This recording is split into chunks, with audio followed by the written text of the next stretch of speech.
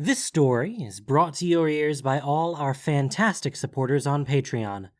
To get in the action yourself with bloopers, extras, and the occasional early story, join us at patreon.com/voiceofallmtg.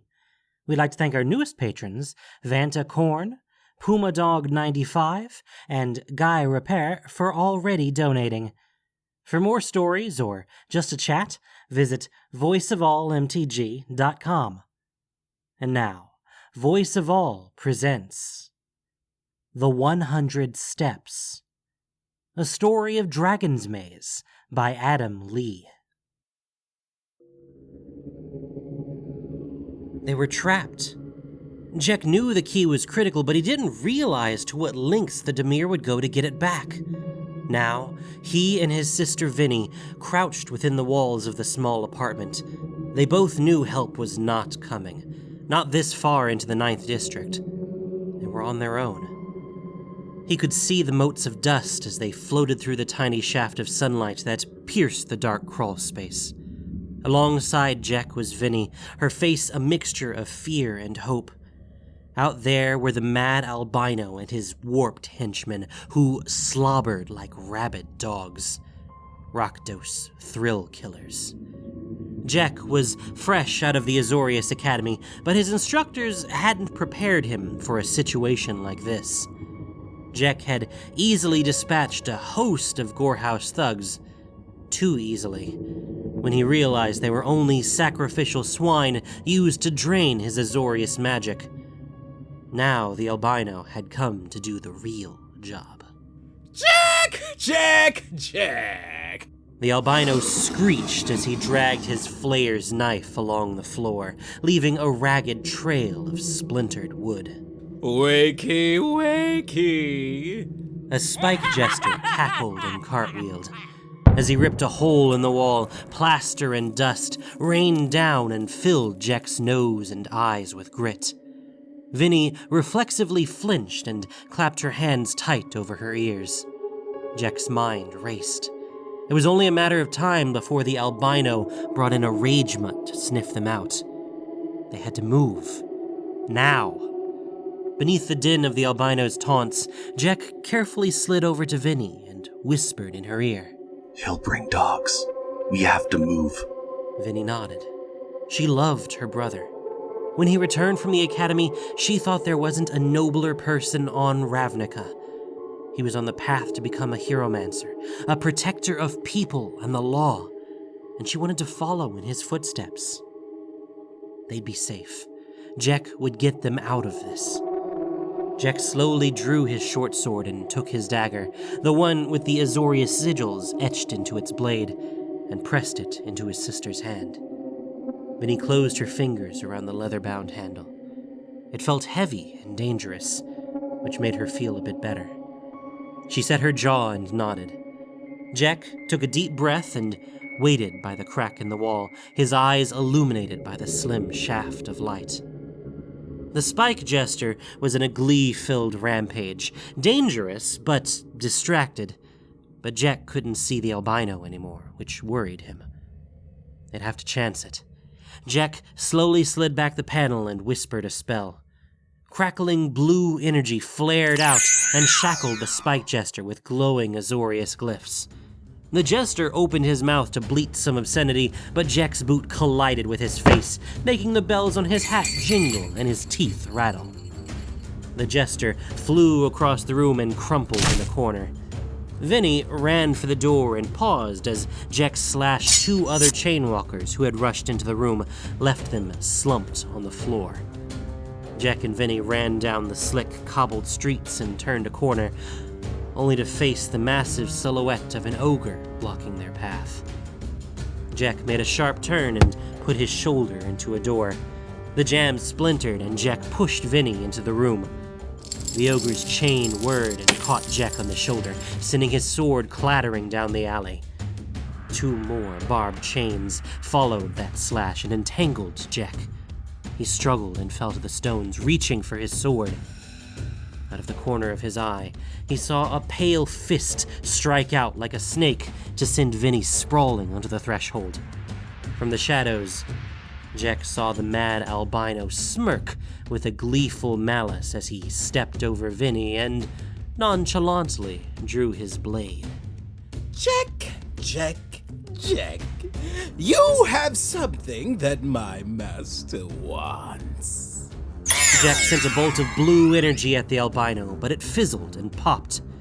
The air smelled like ozone as the albino made a mock face of shock and disbelief. Oh, what happened? The albino danced around as Jack tried to escape the ogre's chains and shredded his cloak and skin in the process. I'll bet you practiced that little spell for months. And then, as quick as a silver serpent, the albino plunged his flare blade into Jack's helpless body. Oh, did that hurt? The albino sneered and knelt down, whispering to Jack's face. I'll bet it did. Shall I tear up the other one, boss? The girl won't pose much of a problem. A slender blade with Azorius sigils appeared from the mad albino's throat like a silvery tongue that spat jets of crimson across his pale flesh. The albino's expression of smug confidence turned to shock as he struggled to stand up on legs that wouldn't work. He tried to laugh, but all that came out was a watery croak. He clutched at his gaping wound with numb fingers. The albino collapsed, face first in a heap at Vinni's feet. The ogre looked shocked and quickly tried to collect his chains, but they were snarled around Jack's body.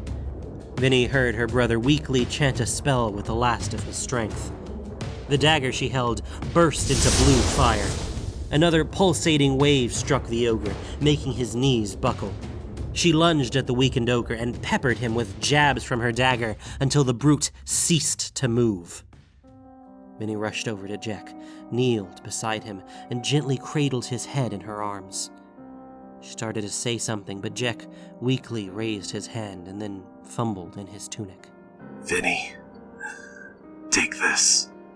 It's evidence. Give it to Halleck. Jack placed an ornate key into her hand. It felt cold and had a Dimir guild seal on it. Jack's breath came in ragged gasps between words. Go to the Jalen column, the school of the Hieromancers. They'll take care of you now. Vinni sniffed back a tear. Jack. Be strong. Jack's hand slid to the floor. His eyes slowly unfocused as his last breath slipped away. Jack. Vinni stalked through the dangerous streets of the Ninth, blood-stained, disheveled, and grief-stricken. But something within her began to transform. Inside her, a steel spring slowly uncoiled, unwinding into a relentless determination that fortified her being and focused her will like a razor blade. Nobody better get in my way. She took alleyways and side streets, tears streaming down her face. A part of her hoped she would run into some gap-toothed Rakdos goon, especially one who thought she'd make an easy target. She visualized unloading all her pain right into that goon's belligerent face. The image kept her going through the dangerous journey out of the Ninth. She eventually came to the base of the 100 steps, the ancient stone staircase that was the gateway out of the Ninth. Vinni climbed the stairs, slowly. It felt like she left some old part of her behind with each step she took. Weakness, uncertainty, doubt. On every step, she left an old part of her being that didn't serve her anymore. Every step was a hammer blow, shaping her will in a spiritual forge until her mind lit up with purpose and clarity. She climbed up past the ungilded neighborhoods to the top of the steps, where before her stood the Azorius Guild Gate. Beyond it was the wide avenue that ran for miles across New Prov, eventually terminating into the Forum of Azor. She stood at the top of the steps and walked across the threshold of the ancient gate to emerge on the other side, no longer a child. Even miles away, she could feel the power of the form of Azor. It called to her, as if millions of Azorians before her chanted her name in recognition, as if they had waited for untold millennia for this moment. I will not fail you. The sun had just risen. Rays of light hit the massive towers of New Prov, and they shone like white fire. Vinni walked past the Jalen column, past the Heromancer Academy where her brother had studied for the past years. She headed straight for the Laev column, straight for the recruitment center of those who enforce the law, those who investigate Ravnica's worst cases, who had their hands on the throat of lawlessness. She wanted the hardest training, the most feared sergeant, the most elite corps. And most of all, she wanted to be assigned to the most dangerous districts. She walked through the tall doors of the Laev column and strode across the vast marble hall, up the staircase to the third tier, and straight to the office of admissions. The line of applicants and assistants moved aside instinctively, as if pushed by her will. She slammed the bloody dagger on the desk, looked the clerk of submissions in the eye, and spoke in a voice that filled the chamber. My name is Lavinia. I want to be an arrester.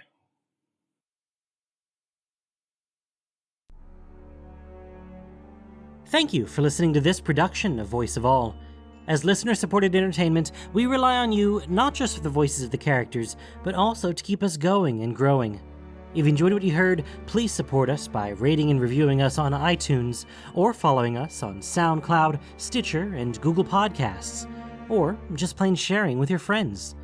You can also support us financially on Patreon for exclusive perks. The 100 Steps was written by Adam Lee. The podcast was produced and edited by Gen Dolkeshi. This week's story featured the voice talents of Mike B., Anti-Rivet, and Mertia. Voice of All is unofficial fan content, permitted under the Wizards of the Coast fan content policy. Magic the Gathering is copyright Wizards of the Coast. Thanks so much for listening, and y'all have a great day.